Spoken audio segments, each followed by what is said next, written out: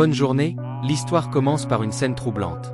Un jeune homme de 18 ans, encore ivre de sa première expérience avec l'alcool, perd le contrôle et tente d'embrasser celle qu'il a élevée, une femme restée mère sans jamais être mariée.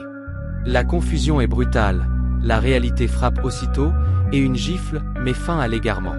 Cet instant dérangeant n'est pourtant que la conséquence d'un passé bien plus long, fait de solitude, d'amour et de sacrifices silencieux. Tout remonte à une jeune fille, vivant autrefois dans un monde isolé, loin du tumulte extérieur. Elle appartenait à un peuple rare, doté d'une longévité presque éternelle. Leur apparence cessait de changer dès l'adolescence, leur visage restait figé dans la jeunesse, tandis que le temps s'étirait sur des siècles. Dans ce peuple, une règle immuable dominait toutes les autres. Ne jamais s'attacher au monde extérieur. Aimer quelqu'un hors de leur communauté signifiait accepter une condamnation lente, celle de voir l'être aimé vieillir, souffrir et mourir, tandis que soi-même resterait inchangé. Une douleur que peu pouvaient supporter. La jeune fille, orpheline depuis toujours, grandissait déjà avec une blessure profonde. Elle observait les autres profiter de l'amour de leurs parents, tandis qu'elle avançait seule, discrète, renfermée. Comme si cela ne suffisait pas, la personne pour qui elle nourrissait des sentiments finit par s'unir à sa meilleure amie. Un coup du sort de plus, silencieux mais cruel, qui la laissa encore plus isolée. Une nuit, alors que la jalousie et la tristesse la rongeaient, un rugissement déchira le ciel.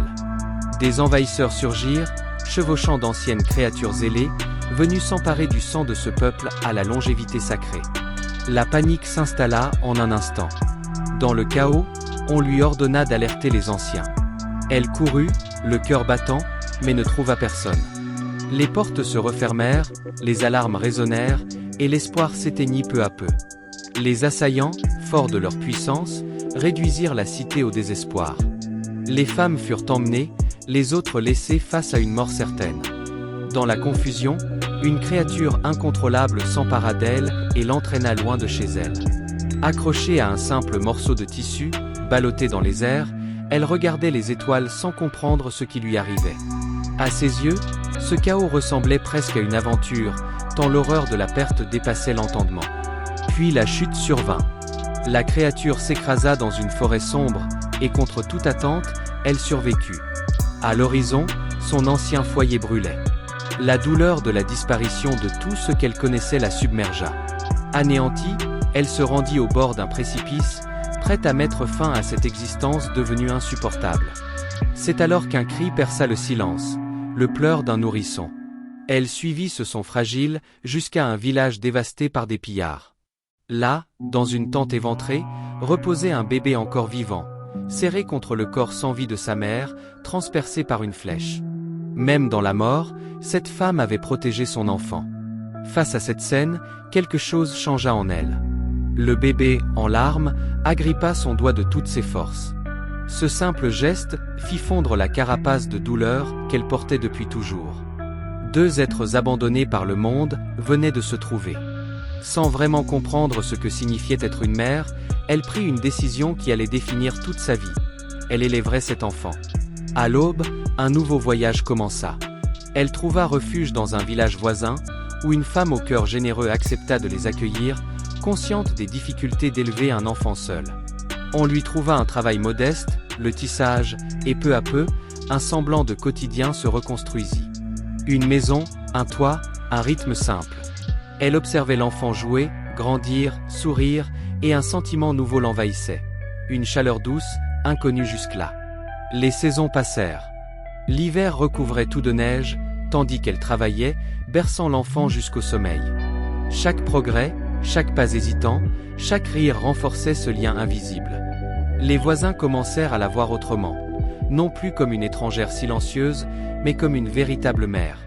Le jour où l'enfant prononça enfin ce mot tant attendu, son cœur se fixa définitivement à cette vie. Ainsi s'écoulèrent les années, dans une paix fragile mais sincère, tandis qu'au loin, le monde continuait de changer. Sans le savoir, ce choix fait au bord du désespoir venait de lier à jamais deux destinées, préparant les joies, les douleurs et les incompréhensions d'un futur où l'amour maternel serait mis à l'épreuve par le temps, la croissance et les limites d'un cœur éternel dans un monde éphémère. L'équilibre du royaume est sur le point de s'effondrer. Un roi jusque-là aveugle croit, soudain avoir trouvé la solution. Unir la plus belle femme arrachée au peuple immortel avec son fils, afin d'obtenir le sang de l'éternité. 5 années passent ainsi, dans l'ombre de ce complot. Pendant ce temps, une jeune femme apprend à son enfant à tisser une étoffe particulière, capable de conserver des mots et des pensées. L'enfant, encore innocent, n'y inscrit qu'un souhait, que le vieux chien de la maison guérisse. On lui explique alors que l'animal, présent depuis la génération précédente, a déjà vécu l'équivalent d'une très longue vie humaine. Cette réalité fait naître une peur sourde. Un jour, ceux qu'elle aime disparaîtront tous avant elle. À l'école, l'enfant subit les moqueries. Trop doux, trop attaché à sa mère. Même certains camarades trouvent cet amour étrange.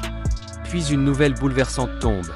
Il existerait encore des survivants du peuple immortel, et l'ancienne amie de la jeune femme serait sur le point d'épouser le prince ennemi. Malgré les risques, une tentative de sauvetage s'organise. Mais le plan échoue. La femme à sauver refuse de partir, prisonnière de son choix et de l'enfant qu'elle porte. Les soldats arrivent, les chemins se séparent, et la mère repart sur les routes avec son fils, plus isolé que jamais. La vie devient dure. Pour se cacher, elle renonce à son unique talent. Sans travail, sans ressources, la fatigue et le désespoir s'accumulent. Un jour, croyant son enfant en train de tout détruire, elle explose de colère. Ce n'est qu'après qu'elle comprend. Ce qu'il tissait était un message, une promesse de grandir vite pour la protéger. Sous la pluie battante, mère et enfant se retrouvent, se jurent de rester ensemble et de continuer à avancer. Les années filent. L'enfant grandit, devient un jeune homme, tandis que la mère ne vieillit pas. Pour se protéger des regards, ils se présentent comme frères et sœurs, mais les rumeurs deviennent cruelles. Les mots blessent, la confusion grandit. Un soir d'ivresse, le fils dépasse une limite irréparable. Une gifle claque, une lampe tombe, et des paroles irréversibles sont prononcées. La mère s'effondre, toute une vie de sacrifice rejetée en un instant. Le lendemain, le jeune homme décide de partir s'engager, fuyant sa propre culpabilité. La mère, en silence, prépare ses affaires et disparaît à son tour, laissant derrière elle ce qu'elle a de plus précieux. Mais le destin la rattrape. Les guerres éclatent, les alliances se brisent, et les survivants du peuple immortel sont pourchassés. Enlevée par une ancienne alliée devenue fanatique, elle est contrainte d'abandonner ce qui symbolisait sa vie de mère. La guerre ravage tout. Au milieu du chaos, les chemins se croisent à nouveau. Le fils combat sur le champ de bataille, la mère court pour sauver des vies. Dans une maison ravagée, un enfant naît pendant qu'un autre frôle la mort.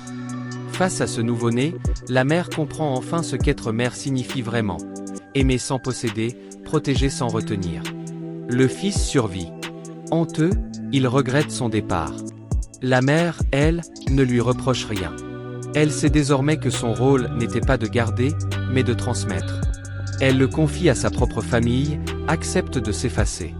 Une dernière fois, elle entend ce mot qu'elle attendait depuis toujours. Maman.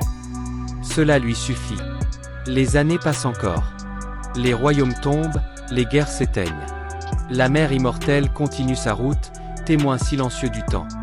Bien plus tard, elle revient dans ce village autrefois plein de rire. Elle y voit les descendants de son fils, la vie qui continue. Le fils, désormais vieux, s'éteint paisiblement, porté par le souvenir de celle qu'il a aimée sans condition. Elle lui dit adieu une dernière fois, déposant avec lui tous leurs souvenirs. En quittant le village, elle se retourne, le cœur serré, tandis que les images de leur histoire défilent dans son esprit. D'un nourrisson fragile à un homme accompli. Le temps emporte tout, sauf l'amour, gravé à jamais dans la mémoire de celle qui continuera de marcher seule, mais apaisée. Les souvenirs d'une vie entière façonnent ce qu'il y a de plus précieux en elle. Être mère restera pour toujours la plus belle mémoire qu'elle ait connue. En grandissant, l'enfant s'est peu à peu éloigné, une distance silencieuse s'est installée entre eux. Mais au fond, qu'est-ce que cela change vraiment? Dans ses souvenirs, il a ri, aimé, vécu pleinement, et c'est cela qui compte. Jamais elle n'avait pleuré ainsi. Jamais elle ne s'était autorisée à laisser sa douleur éclater. Pourtant, lorsque l'enfant qu'elle avait élevé quitte définitivement ce monde, plus rien ne peut contenir le flot de larmes. Elle coule sans retenue, comme si tout l'amour accumulé au fil des années cherchait enfin à s'exprimer. Les pissenlits blancs s'envolent doucement. Leur langage est celui d'un amour qui ne peut rester, d'un lien condamné à se dissoudre dans le vent. Pour elles, le temps n'est qu'un écrin de souvenirs, une suite d'images gravées à jamais. Pour lui en revanche, le temps a été une lame silencieuse, avançant sans pitié jusqu'à l'emporter. Et si au fond, nous étions tous issus d'un peuple voué à la séparation? Des êtres qui se rencontrent, s'aiment, puis se quittent inexorablement. Alors autant aimer sans compter, tant que le temps nous est donné. Aimer fort, aimer vrai. Chérir ceux qui sont là, ici et maintenant. Ne pas trahir le présent, ne pas trahir son propre cœur.